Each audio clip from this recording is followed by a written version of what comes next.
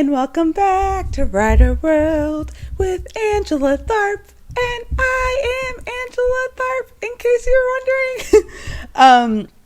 So I've been doing like a weekly, this is the second one, so far it has been a week, not weekly, I guess. Well, since it's the second one, this is probably now weekly show where I am kind of like talking about different things related to writing and sort of writing adjacent things, culture. I have a culture blog. This is sort of like a podcast accompaniment to that. So I will eventually talk about what I wrote on my culture blog this past month. And I think I'll start the month with just sort of what's going on in writer world for me. I'm thinking of this partition as what writer world is inside of this partition where I write and talk to you. So I'm going to talk about what I've been writing the first week. And then I'll do some would you rathers and perfect in every way, which is what we're doing today. And then the third one is what else. So like I'll talk about something in culture I'm interested in. Lately it's tech and not participating.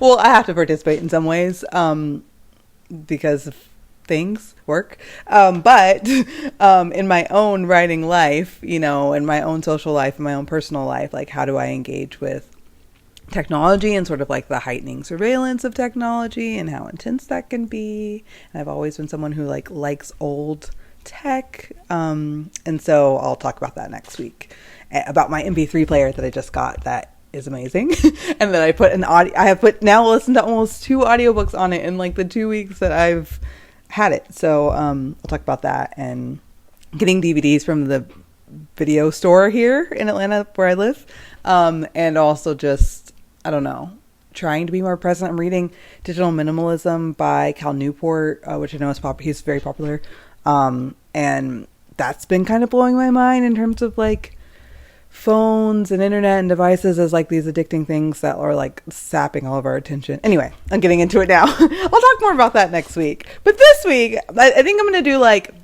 one sort of like 2 reflections, like at the beginning, talk about what's going on with writing, a high, a low, and a hopeful with writing that month. And then at the end, talk about like, these were my newest blog posts and, here's how it was writing them, which one was like my favorite to write, which one was the hardest one to write, which one do I like the most, something like that. And then 2 fun ones in the middle, one being this game that we're about to play, and then one being something else that I want to talk about. So that will be the internet. Anyway, okay. So here's the game. So I have this mug that I got from Wales, where I stayed in an Airbnb, and I stayed there for like a week because I almost went to grad school in Wales before COVID. I had like an apartment and everything and like got into the program, but then I ended up getting my PhD in the States, which I think was better because it was free. So no, it was definitely better because it was free. But I almost went there. So I was like in Wales to see the school. I was choosing between a school there and a school in Dublin, and I went to both and saw both and got into both, which was cool.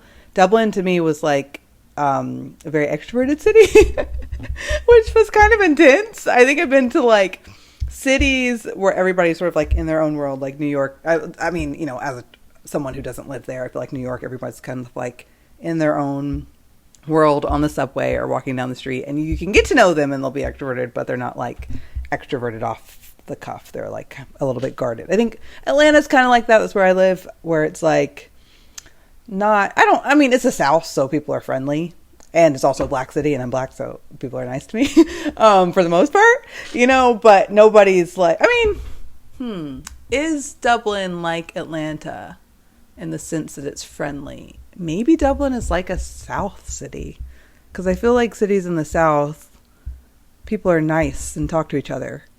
But also, like, the people in Atlanta have street smarts. Nobody's like, hey, you want to come over for dinner? And maybe Dublin's like that too. Anyway, all of this to say, Dublin, I feel like, was very friendly and outgoing, and that was sort of like scary to me. Everybody was talking to me. And then in Wales, it was like a small town-ish, like a college town in Wales. So it was like very, very more, I guess, low key, and I almost went there. Paris, I was embarrassed when I was like going around. I didn't know French, and my mom was like, "Please don't go to France without knowing French." I did. I got on the subway, and it was the last stop, and they announced in French that it was the last stop, but I didn't know French, so everybody got off the train. But I stayed on because I was just having a good time and didn't know what was happening. And then somebody yelled at me in French, like as the train went off, and then it went into this tunnel, and it was just like all black. Like it was just like I was just like in darkness, and which was weirdly soothing. I don't know. There's something about like, I mean, this is a very American thing for me to say, but I think there's something about going somewhere where you don't speak the language and it's like a type A, very like control freak kind of person. It's nice, like you literally can't have control because you don't know what's happening. It makes you kind of feel like a baby. But you should not stay in that state forever because you should know the language of the place that you're visiting. Anyway, Paris also felt like a introverted city where it's like everybody's doing their own thing. You know, New York is like that. Atlanta, maybe not. Maybe Atlanta's a little bit more friendly, a little bit more extroverted. Dublin, extroverted. People were like talking to me. Maybe because I'm black. Or maybe just because they're friendly. I don't know. If you're from Ireland, let me know. Okay, enough about that. oh my God, the mug. So when I was in Wales, I got this mug from my Airbnb host because I would eat cereal and drink the milk out of it every day. And then she was like, nobody ever uses that mug, and I made it, and you can have it. And this is the mug we're going to play the game with. Okay, enough preface. Here we go. So some of these are would you rathers, which are, you know, would you rather do this or that? That's the game. I'll answer it. You can let me know what you think in the comments. Some of them are perfect in every way, which I think is like maybe a more fun version of would you rather, where you're kind of thinking about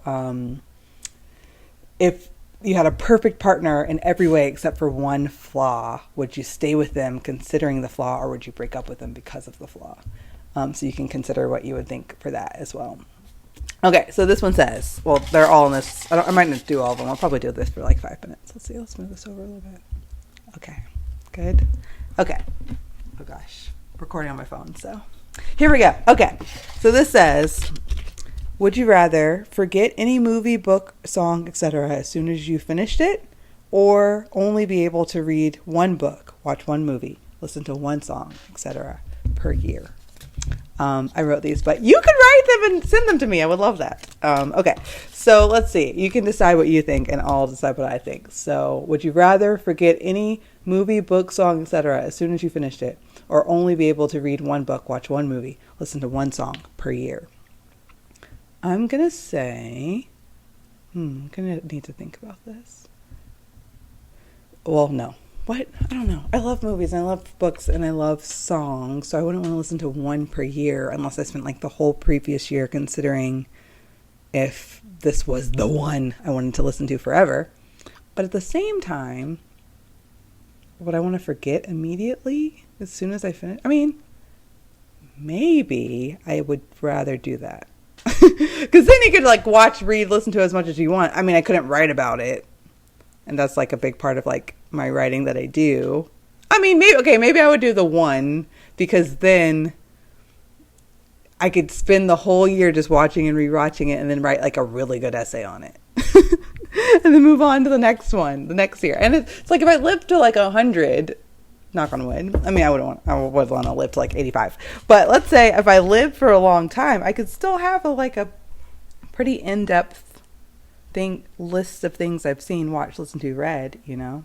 And it might cause me to like pick up some more hobbies if I can only read one book a year.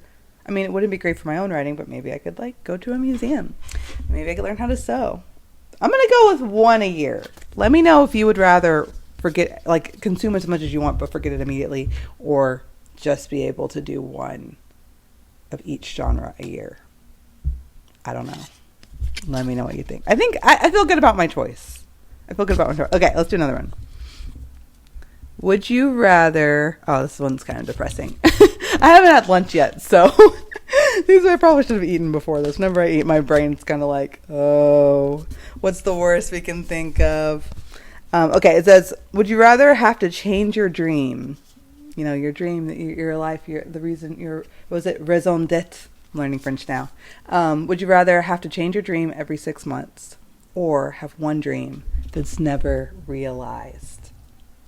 One dream that's never realized. That's very sad. I think I would rather change my dream every 6 months. I mean, that's kind of depressing. I wonder if you could change, like, I mean, I made it up, so the rules or whatever. But I wonder if you could change your category. Like, could I want to be a poet and then want to be an essayist and then want to be a fiction writer and then want to, like, do graphic novels? Like, can I change my writing dream up? And then just have, like, a really impressive work. Oeuvre. That's French for work, I think. Is it? Oeuvre. I don't know. No, that means open. Anyway, what is it? I don't know. I don't know what the word is, but you know what I mean? Oof. I think that's work or open. Anyway, would I rather have to change my dream every 6 months or have one dream that's never realized? I think I would rather change my dream and just kind of like work on sub-genres. And then when I run out of writing sub-dreams, I guess I could be, I don't know. I mean, I feel like you could have like a lot of like really rich 6 months if you change your dream. Whereas if you have this one dream that you can never do. I mean, even if you changed it every 6 months, you still wouldn't have, I mean, I guess you would have realized like a lot of dreams. I don't know. I like having like one thing, writing is like my thing, right? And just being like, what does this look like today? What does this look like this month? What does this look like this year? So this is kind of like a curse option, but I think if I had to choose, I would choose changing my dream every 6 months. Okay, we're going to do one more. I'll save some of these for next time. I made like 6, I think. Let's see if we can get a perfect in every way, because those are fun. Would you rather? Hold on, I'm gonna cheat. Let's see. Would you rather? Oh, I do like this one though. Okay, we'll save we'll do 2 more. Okay, this says, would you rather only be able to eat hot foods or cold foods for the next 5 years? You know, these are good too. I think this game is kind of writing related in the sense that I got to keep my imagination weird, and this kind of keeps me on my toes. The possibility. I write a lot of like speculative fiction, where it's like basically things are similar to our world except one thing is different, and this is kind of like that. Okay, would I rather only be able to eat hot foods or cold foods for the next 5 years? I'm gonna say definitely hot foods, except I do like sushi. I do like cold cut sandwiches. I do like cold pizza. Ice cream, that's like one of my major food groups. But hamburgers is also one. Cheeseburgers. I was vegan for like 2 years. Now I eat a burger like every 2 weeks. And a lot of fish. Anyway, fish. I think I'm gonna go with hot foods. I don't know. Let me know if you have some cold foods that I would be missing out on. Let me know. Oh, okay. Here's one perfect in every way before we wrap up this segment of the day. I wonder if I'm looking, I keep thinking about, am I looking to the side? If I am, I'm sorry. I'm still learning how to film. The camera is here, so if I look here, am I looking right at you? Is that weird, though? I don't know. I'm recording on my phone, but I think usually I recorded it like, oh gosh, my books. Here? Oh gosh. Here? No, it's the same. I don't know. We'll figure it out. Ah! My bowl! What if I had broken this bowl on camera? That would have been really sad. That would not have been worth it. Anyways, okay, I'm gonna read one more and then I'm gonna go eat lunch because I'm hungry. Perfect in every way, but their dog will not stop barking whenever you're together.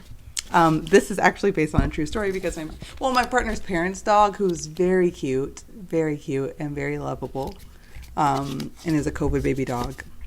So he's like, I guess 5 now, but they got him during COVID, so he's very attached and doesn't understand why we're not still all together all the time, like going quarantine. But he barks a lot. I mean, he does calm down. This is like kind of like a curse version of him, where he never stops, or their dog, so it could be a boy dog or a girl dog, never stops barking, or a non-binary dog. It could be any kind of dog. Do dogs even have genders? I don't know. Anyway, perfect in every way, but their dog will not stop barking whenever you're together.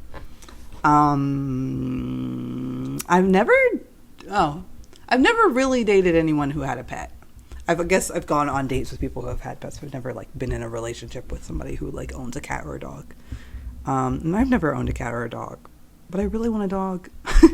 And if I had a dog and it barked all the time, that would probably be annoying because I'm not used to it, and I'm 30 and have never like truly owned a pet, so I wouldn't know. It would be a big change. But if I was dating someone or married to someone who had, sorry, my little mic stand fell, who had a dog and the dog was barking all the time, but they were perfect in every other way. I wonder if we had to be with the dog at all times, or if we could leave the dog at home, but then it's like every time you're home, the dog's barking. I'm going to say no. I'm going to say not. That's not perfect. That's not good for me. But if you would say yes, let me know. If you would say yes to the dog barking all the time, let me know. If you would rather change your dream every 6 months or have one dream that's never realized, let me know that. I'll just list these in the description and you can just generally let me know. I'll also drop a link that like where you can type up some, you can put them in the comments too, but if you want to share would you rather that maybe we could add to this bowl, we still got a little bit left, but maybe for next month, you can do that. And feel free to like this if this was interesting to you. I don't even know if it's interesting to me. I'm so hungry. You know, it's so funny when I'm hungry, I feel like my whole world is just like, I don't know, it becomes small. I feel hungry. So if it was interesting to you, if you liked it, if you didn't hate it, feel free to like this video so that I know that I'm not being too annoying. I mean, the internet's a big place. I'm allowed to be annoying. But if you're like, Angela, that was not so annoying, that was fine, you can like it. If nobody likes it, I'll still do it. But please give me some positive affirmation, if you will. You can subscribe to the channel. That would be great. You could subscribe to my newsletter. I'll put the link in that there too if you want to get the culture blog stuff. And I will see you next week where we'll talk about the internet. Okay, bye.